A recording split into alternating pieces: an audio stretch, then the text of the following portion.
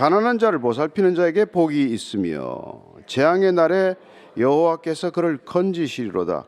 가난한 자를 보살피는 자에게 복이 있다고 말합니다. 여기서 가난하다고 할 때는 꼭 뭐 물질적으로만 가난하다는 뜻은 아니에요. 연약하다는 뜻도 되고 뭔가 결핍한 자들이라는 뜻입니다. 그래서 꼭 재물의 그런 그 부족을 말하는 것보다도 우리가 다 어떻게 보면 다 가난한 자들이죠. 뭔가 다 결핍을 느끼는 사람들 아닙니까? 난 이게 모자랍니다. 이게 없습니다. 난 이게 필요합니다. 돈을 가지고 가난하게 사냐, 뭐 인기를 가지고 가난하게 사냐 뿐이지 다 가난한 사람들이에요. 여러분 그게 보여야 합니다. 그 영혼의 가난함이 보여야 여러분이 이 믿음으로 내가 얼마나 부유한 삶을 누리나, 나는 그런 것들로부터 얼마나 내가 부유한가, 이걸 여러분 누리는 거 아니에요? 그러니까 이 가난한 자를 보살피는 자, 이게 여러분 그리스도인들이고 하나님을 아버지라고 부르는 자들이에요. 그 주위에 있는 그 가난이 보인단 말이에요. 영혼의 곤고함, 마음의 그 곤핍함, 이런 것들이 보인단 말이에요. 그런 사람들을 보살피는 자가 복이 있다는 거예요. 그때 하나님께서는 그걸 재앙의 날에 건져주신다고 말합니다. 아니 어쩌면 그게 구원받은 삶이라는 뜻이죠. 궁극적으로 우리가 구원받은 삶을 어떻게 살아갈 것인지에 대한 그런 이 얘기예요. 2절입니다. 시작. 여호와께서 그를 지키사 살게 하시리니 그가 이 세상에서 복을 받을 것이라. 주여 그를 그 원수들의 뜻에 맡기지 마소서. 여호와께서 그를 병상에서 붙드시고 그가 누워 있을 때마다 그의 병을 고쳐 주시나이다. 여러분 그렇게 살면은 우리가 그러면 뭐 늘 우리는 형통한 삶을 살지만 그 형통함이라는 게 아무 어려움이 없다는 뜻은 아니란 말이에요. 형통함을 누리는데도 그런 자꾸 어려움이 파도처럼 온단 말이에요. 그럴 때 하나님께서는 우리를 원수들의 손에 내어버려 두지 않는다. 이게 지금 다윗의 고백이에요. 다윗이 무슨 악한 마음을 품고 살지 않았지 않습니까? 그러나 그는 사울 왕에게 쫓겨서 죽을 고생을 하지 않습니까? 그래서 이스라엘 땅에서 몸을 피할 데가 없어서 블레셋 땅으로 넘어가잖아요. 거기서 아기스 왕 앞에서 침을 질질 흘리고 미친 채 해가지고 또 목숨을 부지하고 말이죠. 그런 삶을 살지만은 그가 원수들의 손에 주님께서 나를 맡기지 않는다. 쫓기게는 할망정 나를 원수들의 손에 내어주지 않는다. 이 믿음을 가지고 살았던 사람이란 말이죠. 그도 뭐 아플 때가 있었는지 병상에서도 붙들어 주시고 누워 있을 때마다 병을 고쳐 주셨다. 이것도 꼭 병이라기보다도 모든 어려움으로부터 나를 건져 주셨다는 그런 폭넓은 의미예요. 자, 4절 한번 볼까요? 시작. 내가 말하기를 여호와여 내게 은혜를 베푸소서. 내가 주께 범죄하였사오니 나를 고치소서 하였나이다. 이게 다윗의 위대함이에요. 이 보십시오. 이거 자기가 그렇게 가난한 자도 보살피고 난 늘 어려운 사람을 사실 보살피고 살았습니다. 그럼에도 불구하고 나는 원수들에게 쫓기기도 하고 그렇게 재앙을 만나기도 하지만, 그러나 그런 일들을 통해서도 다윗은 여호와여 내게 은혜를 베풀어 주셔서 내가 나를 고칠 수 있게 해달라는 거예요. 여러분 우리의 많은 기도가 여기에 집중되어야 합니다. 어려움이 올 때마다 이 어려움을 피하게 해달라는 게 아니라 이 어려움을 겪게 하신 이유는 무엇입니까? 내가 이 어려움을 통해서 고쳐야 하고 내가 내 스스로를 발견해야 할 점은 무엇입니까? 여러분 고난 가운데서 그게 먼저 이게 떠올라야 된다면, 왜 내게 이런 고난을 주셨나? 고난이 선물이라면요. 왜 이런 선물을 주셔서 나를 돌아보게 하시며 내가 뭘 잘못했는지를 한번 점검하게 하시며 내가 어떻게 고쳐야 할지를 깨닫게 하는 거예요. 그래서 내게 은혜를 베푸셔서 첫 번째 나를 고치소서, 이런 기도를 할 수 있다는 거, 이게 다윗의 놀라운 신앙의 면모죠. 자, 5절 6절의 시작.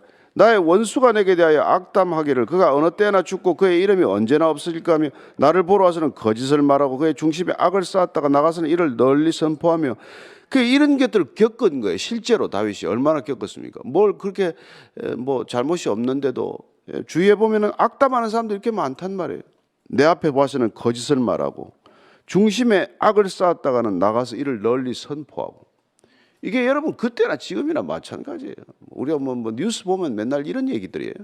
계속 악담을 퍼다 날르고 없는 일 있는 일 갖다 불리고 말이죠. 뭐 없는 일 그냥 뭐 거짓 보도하면은 뭐 사과를 합니까? 정정 보도를 합니까? 뒤늦게 정정을 한들 명예가 회복이 됩니까? 세상은 그런 곳이에요. 자, 7절 이하입니다. 시작. 나를 미워하는 자가 다 하나같이 내게 대하여 수군거리고 나를 해하려고 꾀하며 이르기를 악한 병이 그에게 들었으니 이제 그가 눕고 다시 일어나지 못하리라. 여러분 이런 일들 겪어보셨어요? 다윗만큼 이 고난 겪어보셨습니까? 하나같이 내게 대하여 수군거리고 나를 해하려고 꾀하며 어디를 가나 그냥 그를 신고하면 포상금 나오지 않겠어요? 이런 삶을 살았다는 거예요. 그러니까 여러분들이 조금 뭐 오해도 받고 비난도 듣고 이렇게 뭐 별 잘못이 없는데도 불구하고 잘못 때문에 이런 일을 듣는다면 응당 치러야 될 대가지만 내가 그렇게 살지 않았는데도 괜히 이렇게 뒷말 만드는 사람들을 이렇게 겪으면 하나님께서 이 정말 나를 빚어가시는 거구나. 그리고 내가 순도 90%가 아니라 99.99%를 원하시는 거구나. 아니 어떻게 보면 순도 100%의 사람을 만들기 위해서 나보다도 뭐 악한 자도 많이 있지만 그러나 나한테 이렇게 주목을 하셔서 그렇게 사람들의 주목을 받게 하고 잘못을 온갖 파헤치게 하고 여러분 내가 월급 주고 고용한 사람도 아닌데 어떻게 그 사람들 그렇게 잘못을 잘 파헤치는지. 그런데 여러분 그때도 한 가지 기억해야 됩니다. 세상 사람들이 아무리 여러분을 파헤치고 파뒤집어도 사실은 다는 못 파뒤집어요. 아시죠? 우리가 얼마나 악한지. 겉으로 우리가 무슨 죽을 살인을 하고 그러진 않았을 망정 주님께서는 우리 안에 동기와 중심을 항상 꿰뚫어 보고 계신 그분께서 우리가 얼마나 악한지 다 알고 계시잖아요. 어떻게 보면 말 안 하고 나쁜 소리 안 하고 욕 안 하고 남한테 슬슬 웃고 다니는 사람들이 속으로는 훨씬 더 분노하는 일도 많고 그러지 않겠어요? 그런 것들은 다 파헤쳐지지 않잖아요. 우리가 마치 이게 하루 24시간 생각하는 걸 무슨 리트머스 시험지에 깐다거나 렌트겐으로 촬영을 해가지고 한번 펼쳐놓고 보면 누가 우리를 가까이 하겠어요? 어떤 사람이 우리를 좋다고 하겠습니까? 그러니까 우리 자신을 깊이 성찰하는 사람은 아무리 욕을 들어도 그래 네가 욕을 한들 전부 다 할 수는 없겠지. 일부만 하겠지. 그러고 사는 거죠. 그리고 심지어 어떤 일이 있습니까? 이게 9절 한번 봐요. 9절 시작. 내가 신뢰하며 내 떡을 나눠 먹던 나의 가까운 친구도 나를 대적하여 그의 발꿈치를 들었나이다. 이런 일까지 겪은 거예요. 그 사람이 그런 얘기를 하고 다닐 줄 누가 알았겠습니까? 어떻게 밥을 그렇게 같이 먹고 그렇게 오랫동안 이렇게 사귀던 친구가 돌아서서는 그런 얘기를 하고 다닙니까? 이게 지금 다윗이 겪은 일이란 말이에요. 대표적인 거 생각나는 게 여러분 혹시 있습니까? 압살롬 반란 때 누가 등을 돌렸어요? 아히도벨이, 나는 이 시편을 쓸 때 아히도벨이 생각났을 거라고 생각이 돼요. 가장 신뢰했던 측근 아닙니까? 최측근이죠, 아히도벨이. 근데 압살롬이 반란할 때 가장 먼저 붙었던 사람이 아히도벨이란 말이에요. 나를 대적하여 그의 발꿈치를 들었다. 사무엘하에 그 나오는데 이게 궁극적으로 누구를 가리키죠? 나중에 우리가 신약으로 가면 가룟 유다죠. 가룟 유다. 그래서 예수님께서도 이 말씀을 인용을 해요. 시편 41편 9절을 일부 인용을 하는 게 요한복음 13장 18절입니다. 한번 같이 읽을게요. 시작. 내가 너희 모두를 가리켜 말하는 것이 아니니라. 나는 내가 택한 자들이 누구인지 알미라. 그러나 내 떡을 먹는 자가 내게 발꿈치를 들었다 한 성경을 응하게 하려는 것이니라. 예수님께서 시편 41편 9절을 암송하고 계시네. 가룟 유다가 이렇게 배신할 걸 안단 말이에요. 알고도 끝까지 성찬에서 넌 빠져라, 세족식 할 때 넌 빠져라 그러지 않잖아요. 발꿈치를 들었다니 성경이 응하게 하려 함이라. 성경에서 일어난 일들, 구약에서 일어난 일들, 동일하게 신약에서 일어난 일들이 오늘 이 시대도 우리 주변에서 일어나는 일들이에요. 그래서 성경을 읽으면 여러분 위로가 임할 줄로 믿습니다. 회복이 일어날 줄로 믿으십시오. 성경을 통해서 저와 여러분들이 회복되어야 합니다. 궁극적으로 은혜를 받는다는 건 회복이 된다는 뜻이에요. 자, 10절 읽습니다. 시작. 그러하오나 주 여호와여 내게 은혜를 베푸시고 나를 일으키사 내가 그들에게 보응하게 하소서. 그렇지만 이런 일들이 일어나는 세상이지만 이런 일들을 우리가 겪고 살 수밖에 없지만 그러나 은혜를 베푸셔서 나를 일으켜 주십시오. 내가 이런 엄청난 배신을 겪더라도 낙담하지 않고 분노에 사로잡혀서 내가 그 분노에 사로잡혀서 내가 웅덩이와 수렁에 빠지지 않게 하시고 나를 이렇게 세워주십시오. 그게 은혜 받은 자의 삶이란 말이죠. 그리고 내가 그들에게 보응하게 하소서. 이 보응하다는 거는 영어 성경을 보면 뭐 payback, repay 이렇게 번역을 해놨는데 사실 이것도 회복의 일종의 개념이에요. 보응하다는 게 내가 사실 뭐 그 당시에 이게 구약적 사고 방식은 이에는 이, 눈에는 눈 아닙니까? 그러니까 내가 당한 걸 고스란히 페이백, 되갚아 주어야 회복이 일어나는 것이고 균형이 새롭게 회복되는 거란 말이에요. 아니 내가 당한 걸 그대로 갚아줘야 그런 게 일어나지 않습니까? 그러나 그러려면 내가 주저앉아 가지고서는 그 회복이 안 일어난단 말이에요. 우선 일어나야 돼. 어찌됐건 간에 원수를 갚거나 깎으면 하나님께서 갚아주신다고 믿고 내가 일어나는 게 은혜 받은 자의 삶이다 이 말입니다.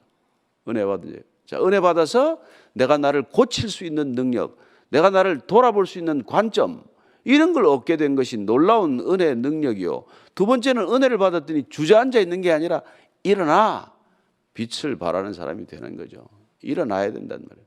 일어나라.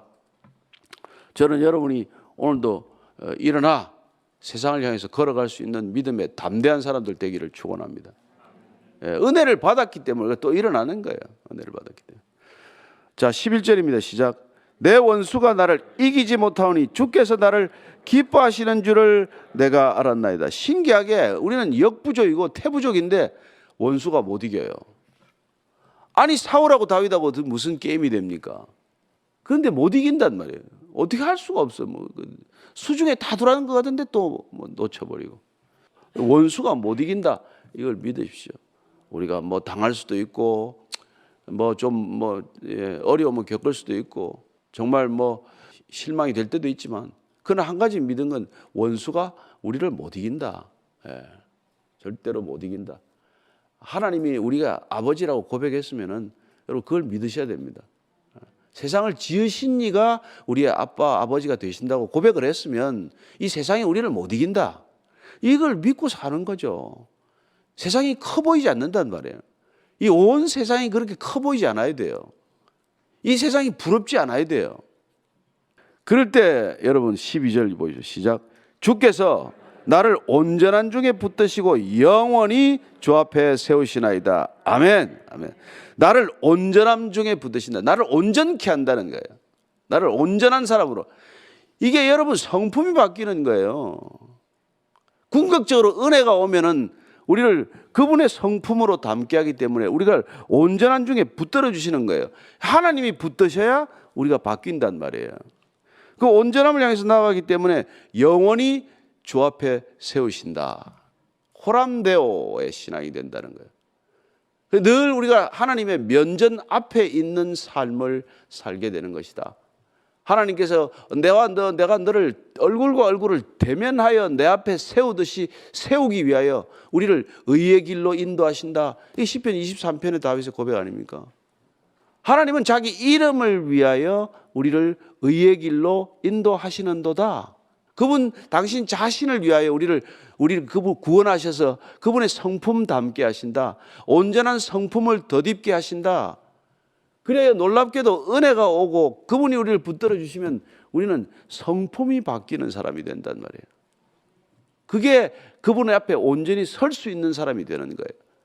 그래서 우리는 정말 24시간 하나님을 의식하는 삶, 늘 주 앞에 있는 삶, 그 삶을 위하여 주님께서 이 땅에 오셔서 십자가에 박히셨고 그 삶을 위하여 우리에게 성령을 약속하신 대로 보내주셨고 그래야 우리 안에 내주하시는 성령 하나님으로 인하여 우리가 24시간 그분을 바라볼 수 있게 하시고 그분 앞에서 살게 하시고 그분의 성품을 닮아가게 하시는 줄로 믿습니다. 얼마나 놀랍습니까 여러분. 그러면 뭐가 이 세상에 여러분을 힘들게 하겠습니까? 거친 세상 속이지만 우리가 그냥 안연한 태연한 평온한 마음으로 오늘 하루도 걸어갈 수 있게 되기를 바랍니다. 그런 게 신앙의 능력이라는 거예요. 그게 은혜의 능력이라는 것입니다. 자, 13절 읽고 마칩니다. 시작. 이스라엘의 하나님 여호와를 영원부터 영원까지 송축할지로다. 아멘, 아멘. 여러분, 하나님께서 우리를 하나님 앞에 살도록 하면 우리가 하는 게 사실 하나님을 송축하는 거란 말이죠. 송축하다는 건 여러분들이 이거 잘 수없이 들은 히브리어 단어예요. 바라크라는 단어인데 원래는 무릎을 꿇다는 뜻이에요. 무릎을 꿇다, 복을 주다, 축복하다, 그리고 찬송하다는 뜻이에요. 저와 여러분들 하루 종일 걸어가면서 무슨 말을 하건 어떤 언행과 어떤 걸음을 통해서도 하나님을 찬양하는 삶이 될 줄로 믿습니다. 예. 사람 하나 보고 웃음을 지어도 그게 하나님 앞에 웃음 짓는 것과 마찬가지고, 누구에게 따뜻한 말 한마디를 건네도 하나님의 마음으로 하나님 앞에서 하나님께 하듯 그렇게 하는 것이고, 따라서 우리가 날마다 은혜 받는 것이야말로 날마다 우리 자신을 혁명하는 길이에요. 뭐 혁명이 딴 겁니까? 바뀌는 게 혁명이라면 우리 자신이 바뀌는 데서부터 시작되어야 되는 것이고, 날마다 우리 자신을 바꾸는 영구 혁명이 신앙의 길이다, 이런 얘기예요. 저와 여러분들이 그런 믿음의 걸음을 담대하게 걸을 수 있게 되기를 바랍니다.